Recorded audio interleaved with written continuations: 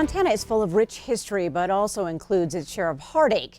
Tonight, Q2's Russ Riesinger takes a stop at one historic place in Carbon County, this side of the worst coal mining disaster ever in Montana.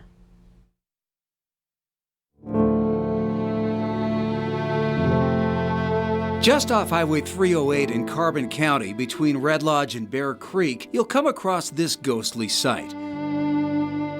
The buildings, still standing against time and the elements, are what's left of the Smith Mine. It looked much different in February of 1943, with the nation at war and coal in high demand. The coal mining in this valley had really ramped up because of the war. Coal to feed the smelters to make iron for the war machine, basically. Jeff McNish has written several books on the Smith Mine disaster, the worst coal mining tragedy in Montana history. My grandfather, who lost his father, obviously, in the disaster, did not talk a lot about it. So I wandered into the Carbon County Historical Society Museum and started researching, and pretty quickly I discovered that I wasn't just related to my great-grandfather, who was a victim of the disaster, but 10 other members who were victims of the disaster, and also one of the 3 survivors. 77 men were working deep underground inside slope number 3 of the Smith Mine on that cold February morning when disaster struck. Only 3 made it out alive. You know, about the best that any of them could come up with was a scenario where there was a small methane explosion that then kicked coal dust up into the air. Once those take off, they run at about 200 miles an hour, and they just go till they either eat up all the fuel or eat up all the oxygen and leave behind poisonous gas.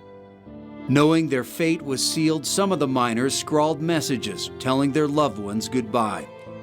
At a hillside cemetery in the nearby town of Bear Creek, a memorial to the 74 miners and the one rescuer who also died in the tragedy, many of them immigrants who had recently come to America. You know, it really decimated the community. You think about it, that's 75 households, but that was still a lot of kids left fatherless, a lot of women left as widows. Even if you didn't lose somebody there, you most certainly lost somebody you knew. Right. Probably a lot of somebody's. Other miners from all around the state and from Wyoming came to help with the rescue effort, but it would take 7 days just to reach the first body. The furthest miner from the entrance who was killed in the disaster was 2 miles from the entrance, so it was enormous under there. You know, my grandfather was one of the rescuers that worked the 9 days to bring everybody out. He found his father's body, and we don't know how many other relatives, but I'm guessing a good chunk, and obviously friends. The disaster that happened here way back in 1943 led to changes in mine safety, and it also marked the beginning of the end for underground coal mining in Montana.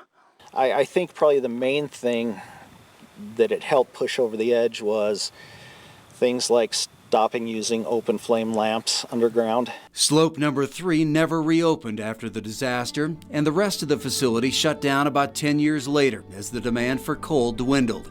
And even though there's not much left here now, it still has special meaning for Jeff McNish. To me, I don't know that I can get a more tangible place to actually say I'm walking in the footsteps of my ancestors. In Bear Creek, Montana, I'm Russ Riesinger reporting for MTN News. All right, thanks so much, Russ.